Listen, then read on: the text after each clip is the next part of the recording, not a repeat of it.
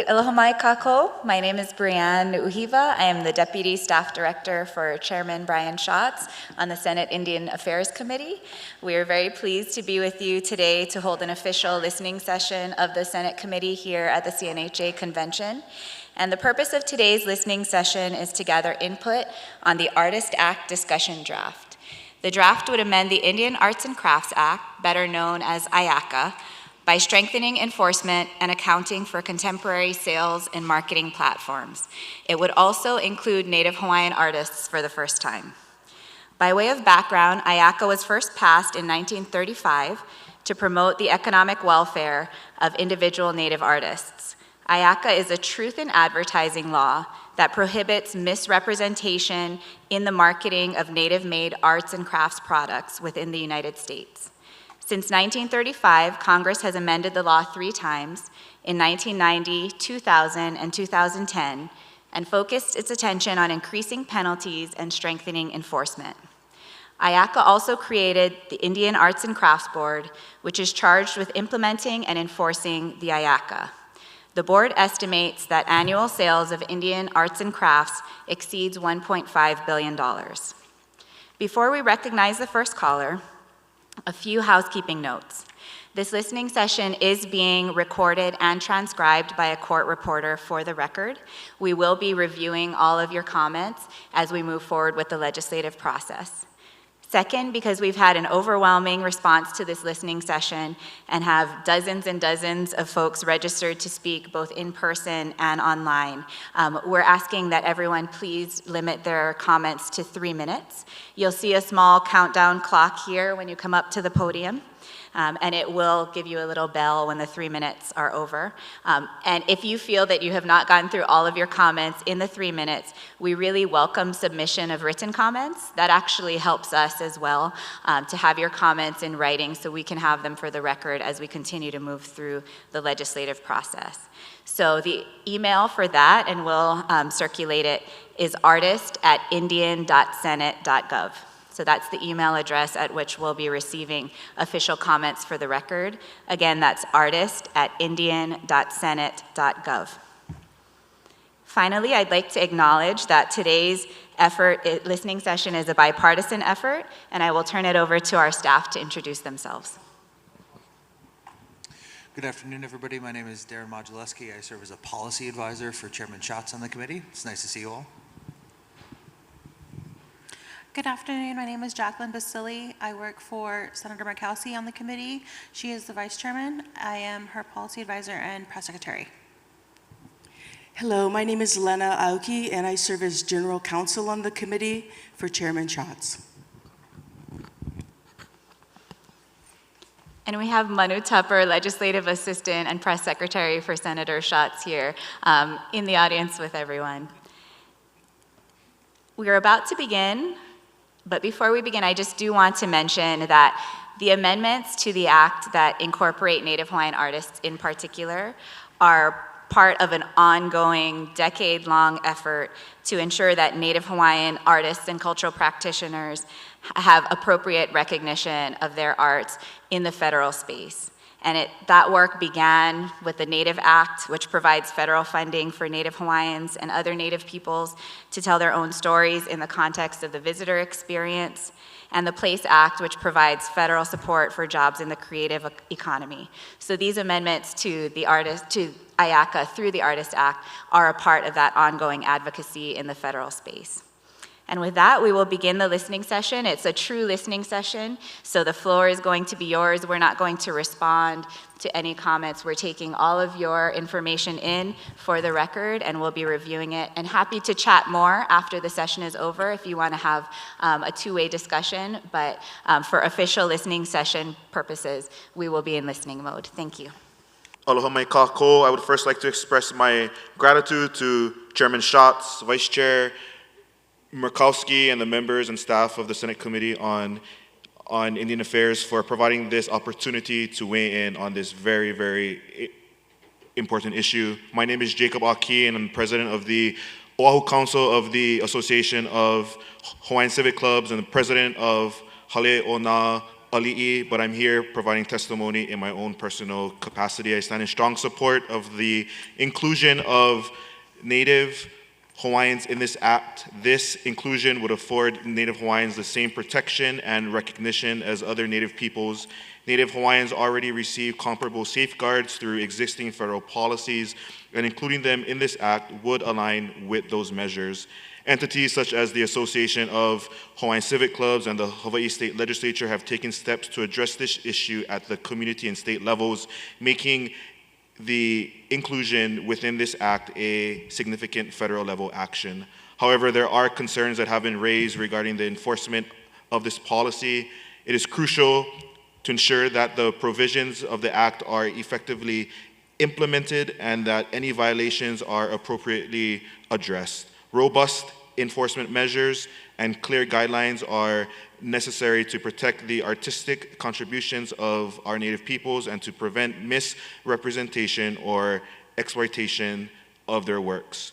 Also, we must work to address the issue of defining who is a Native person. Some of our people may encounter challenges in proving their mo'okuauhau or their genealogical connection to their Native roots and their Native practices. Establishing mechanisms to assist our people in providing the necessary documentation and recognition would be vital in ensuring that their inclusion and access to the protections offered by this act.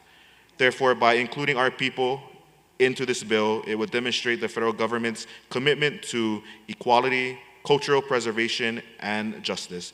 Let us seize this opportunity to unite and uplift all of our Native peoples, recognizing the invaluable contributions of our Kanaka to the nation's diverse cultural tapestry. Mahalo for this opportunity to provide comments. Mahalo. Aloha Chair Schatz, Vice Chair Murkowski, and members of the U.S. Senate Committee on Indian Affairs. My name is Daniel Holt. I'm a Hawaii State Representative from House District 28, the Chair of the Economic Development Committee, and the Co-Chair of the Native Hawaiian Caucus.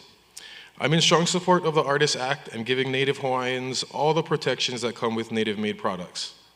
Native Hawaiian products must have the same legal protections afforded to Native Americans through the Indian Arts and Crafts Act, which prohibits the misrepresentation of Native-made products. And while Congress has made amendments on separate occasions, amendments failed to include Native Hawaiians in these protections. The Artists Act is a big step in the right direction for the protection of Native Hawaiians and our contributions to the world. The Act protects Native craftspeople, artisans, and cultural traditions, much of the same protections that Native Hawaiians have been seeking and continue to seek.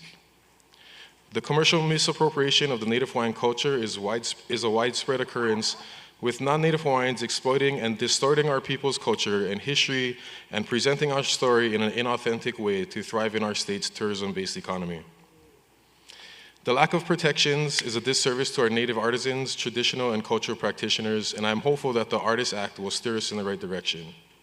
Aloha is not for sale, aloha is our way of life, and I ask that you please show our lahui aloha by passing the Artists Act and giving Native Hawaiian-made products the protections they deserve. Aloha Chairman Schatz, Vice Chair Murkowski, and the U.S. Senate Committee on Indian Affairs members, staff, and team. Aloha, my name is Darius Kela, and I'm the Hawaii State Representative for House District 44, which encompasses Maʻili, Nanakuli, Honokaiahale, and Ko'olina on the island of Oahu. As a representative for the largest concentration of Native Hawaiians in the world, my work on the forefront includes supporting our Hawaiian communities and working closely with the organizations that service our community. We've had many conversations this year in and outside of the Hawaii State Legislature around intellectual property. With the guidance and collaboration of the Association of Hawaiian Civic Clubs, I was able to draft and pass House Concurrent Resolution 108, which convenes a 9-person working group to draft legislation and policy that we can implement at the state level to protect our culture, our practitioners, and our intellectual property. It brings me hope and joy to see this conversation happen on the federal level, because that is exactly what we're seeking. Amending the Artists Act for inclusion of our Native Hawaiian communities may be exactly what we need on the federal level to bolster our Native Hawaiian communities and protecting them as such. As you've heard from the previous two speakers, it is in dire need that we act now. I am supportive of Native Hawaiians under definition in the Artists Act, but my biggest concern when we talk and looking forward is what is the concern and how do we enforce these issues as such. We can pass this legislation at a federal level, but what happens when folks then do not act accordingly and then violate this law? Support of the act also includes how do we define Native Hawaiians? Because as Mr. Aki said, a lot of folks may not be able to trace their genealogy, but the biggest concern is that we have a lot of folks that may seek to appropriate and find ways to include themselves in the conversations around identifying as somebody who is Native Hawaiian. So in closing, I support this effort that you folks are taking on, and I know the work is not easy, but I hope in some way with the collaboration of everybody at the table that this act can be amended to support and protect our Native Hawaiian communities. Mahalo. Aloha kākou. My name is Makalika, Naholowa. I am a lawyer. I am the executive director of the Native Hawaiian Legal Corporation, which is a nonprofit legal service provider. And we have been servicing the Lahui for 49 years this fall. And our mission is to protect and advance Native Hawaiian identity and culture. And so I bring this testimony based on our experiences at NHLC, supporting practitioners as a major part of our client base in the preservation and perpetuation of Native Hawaiian culture. I also serve as the vice chair of the Council for Native Hawaiian Advancement, so also providing this testimony on behalf of our board. I'll also mention that my expertise as a lawyer is intellectual property. I do a lot of work thinking about the sufficiency of the law in protecting indigenous cultures across the country. I'm not testifying on behalf of the National Native American Bar Association, but I am their president.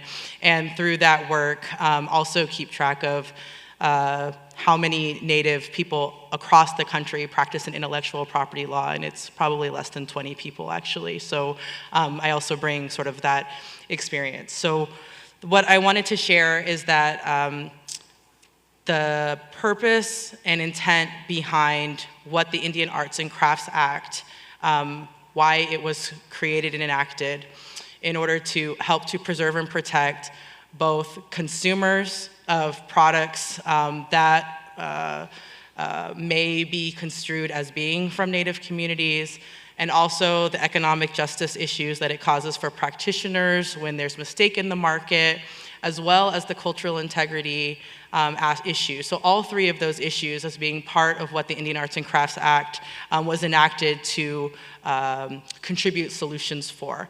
All of those, in my opinion, apply to the Native Hawaiian community. Native Hawaiian traditional and customary practitioners are saying loud and clear that their needs in the law are not being well met for the protection and perpetuation of Native Hawaiian culture. And all of those issues are a part of what they need the law to be doing better on. By way of providing feedback as to what I think the community would need if this was enacted, because I think that its intention, it makes sense to expand it to Native Hawaiians, and it's responsive to what I see as a call for action from the community. Understanding more about how it applies. So I do worry that some of these actions, there can be a last mile problem with them where there's hope created in the community, and then understanding how enforcement's gonna work, who do they call when they actually wanna have that law enforced, what kind of resources from federal gov or state gov are gonna be dedicated to it. Those are all gonna be big concerns.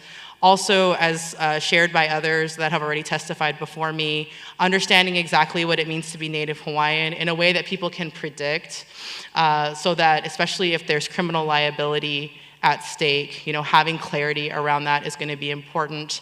And also providing more space for, like, my understanding is that the definition of what Native Hawaiian is likely to be imported from the Native Education Act, which is, I believe, an ancestry-based definition, which is much better than a blood quantum-based definition. So I'll also say that that's a positive.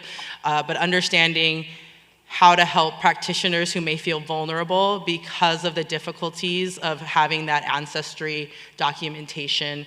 And there's a history of challenges in the Native Hawaiian community with proving sufficient ancestry for other Native Hawaiian programs. I'll end there with just thanks, because I believe this is a step in the right direction for the Native Hawaiian community. Aloha mai kākou. I'm Vicky Holt Takamine. I'm the Kumu Hula of Pua Aliʻi Ilima and the Executive Director of Paʻi Foundation. We've been involved in intellectual property rights issues for many years. In 1997, Ilio Uluʻokalani Coalition advocated for the protection of our rights and our natural resources. In 2003, Ilio Uluʻokalani, which I co-founded, also held an intellectual property rights conference, specifically because we knew that our cultural practices were being infringed upon, and the fact that we drafted up the Pauakalani Declaration, which I will share with you, and then further demonstrations or further activities have happened since then.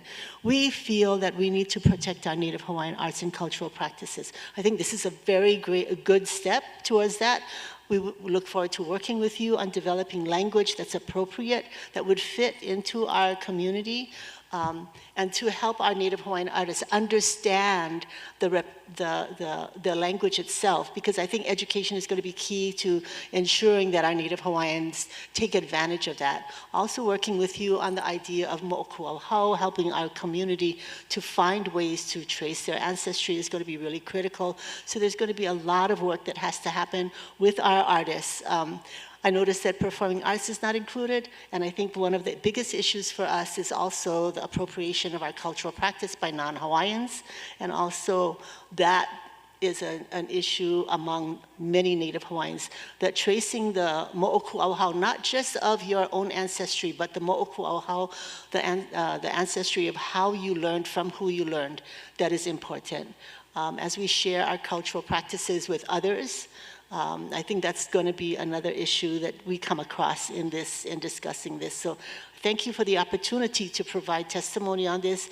I look forward to working with all of you to develop language and educational opportunities to share the outcomes of this. Mahalo nui. Aloha. Aloha mai kākou.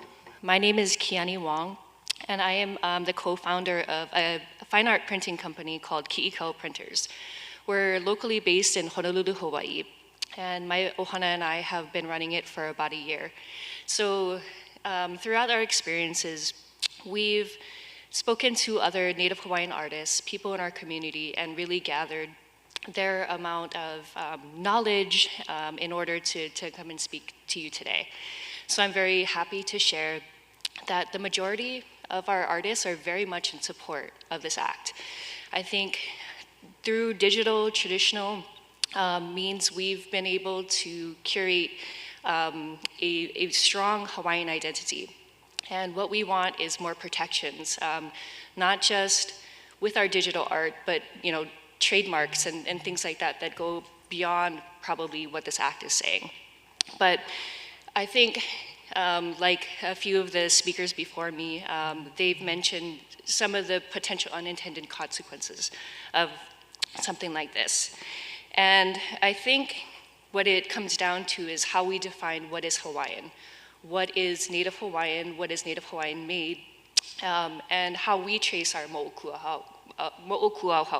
How do we trace our genealogies? And the knowledge and access to knowledge is very important for us.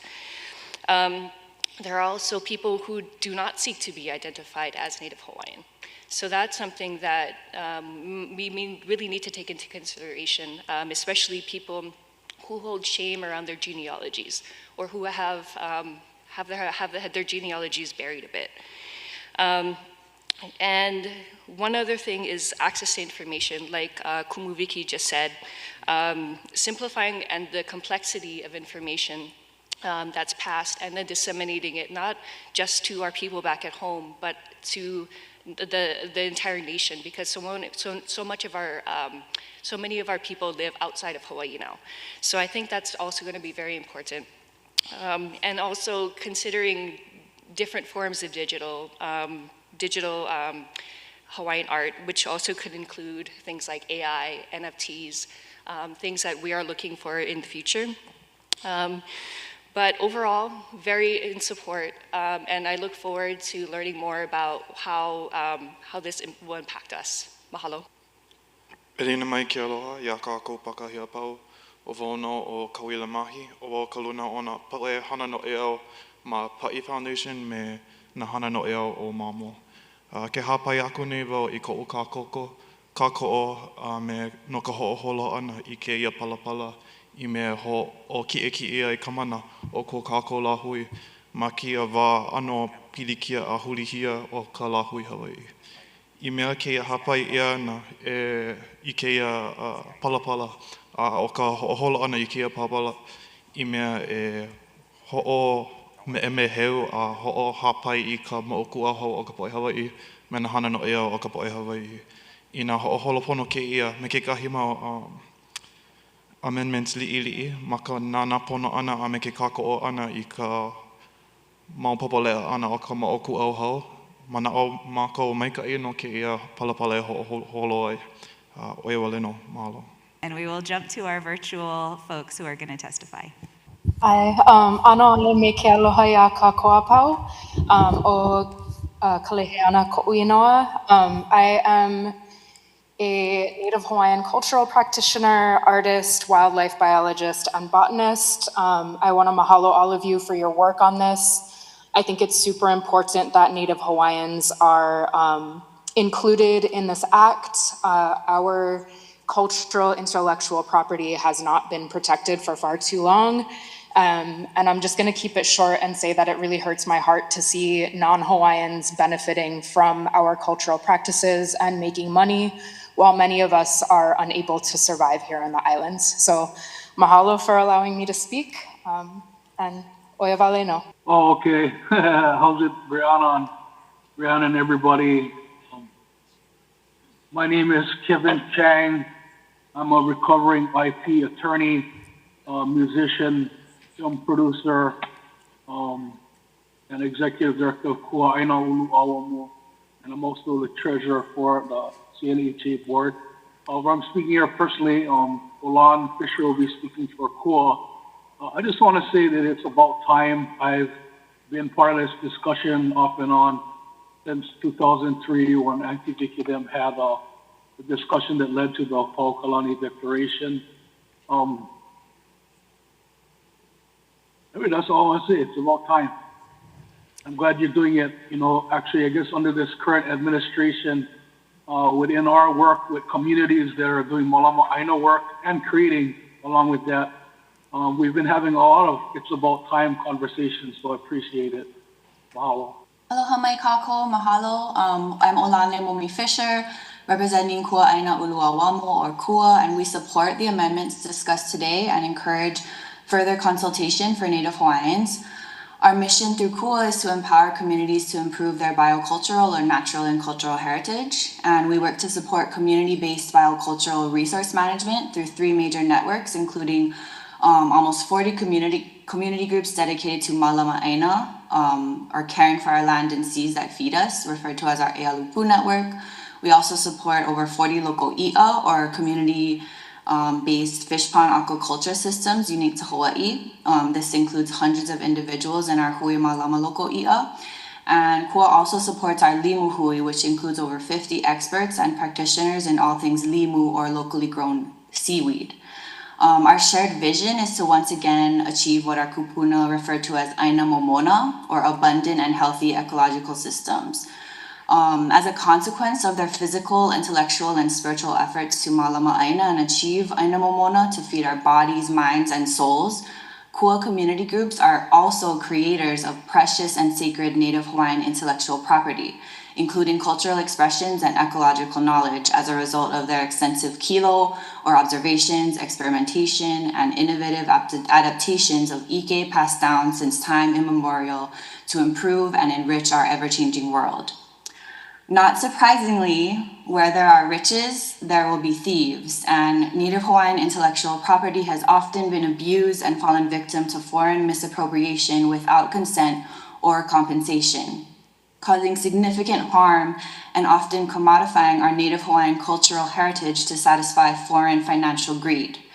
In 2003, leaders across Hawaii, including Auntie Vicky, who spoke earlier, gathered for a Native Hawaiian intellectual property rights conference, creating what is known as the Paukalani Declaration, to express our right to self-determination, to perpetuate our Native Hawaiian culture under the threats of foreign exploitation and commercialization.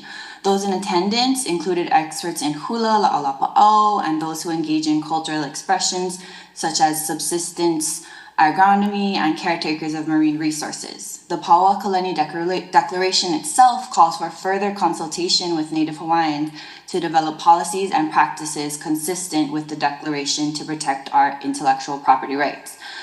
KUA supports the amendments being discussed today with the Artists Act, and we believe that they have the potential to further achieve the Pauakalani Declaration's purpose and intent by expanding legal protections to include Native Hawaiian-made products and any Native Hawaiian-made creative expression in tangible, digital, or other form.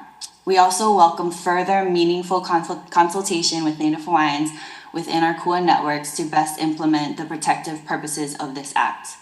Mahalo nui loa to all of you and to CNHA for hosting this and for giving us the opportunity to provide our comments. Aloha nui. Aloha, my name is Tara Ke'anuinui Gumapak. I am an artist and educator in the Department of Education. I'm also involved with Paʻi Foundation, West Staff, which is the Western States Arts Federation, as well as an alumni of Aliʻi. And I just want to mahalo these steps forward in protecting Native Hawaiian arts and culture. Some of the things that I want to reiterate is that everything that everybody has said prior to me, along with our kupuna and our elders that are there, I'm reinforcing and I'm in full 1,000% support. Some of the work that I've been doing recently, I also have been looking through the Artist Act and such, and some thoughts that I want to bring to light, and also make sure of or have everybody think about. And again, this is personal perspective, but some things that are moving around is that the registration process of putting Native Hawaiians on top of this list. What does the registration process look like? Because in researching and looking on top of the website, I see that it's pretty easy and it's a one-form situation. But when looking at the list of businesses that are in the states to represent Native Americans, it's very far, like it's minimal. And I don't know if there is a smoother process to go through as far as registration goes. I just recently visited South Dakota and I work with First Peoples Fund. I was an artist there and we did an exchange. And in looking at the South Dakota artist on the registry, on this website that is to protect Native Americans, with the act, there's only 15 artists that are listed and that are registered in South Dakota. Now, I know there's much more than that should be on that list that needs to be protected. And so I think education is the key also to making sure that the artists know about this list and how to get on this list, and making sure that we get it out there, that it's clear information on how to register and what the process is to go through. So that is something to think about. Another part that I also want to bring to light is the Office of Hawaiian Education. I've been working with as a DOE teacher and a Native Hawaiian inside of the Department of Education spaces, and making sure that we have Native Hawaiian artists there educating in that sector of education as well.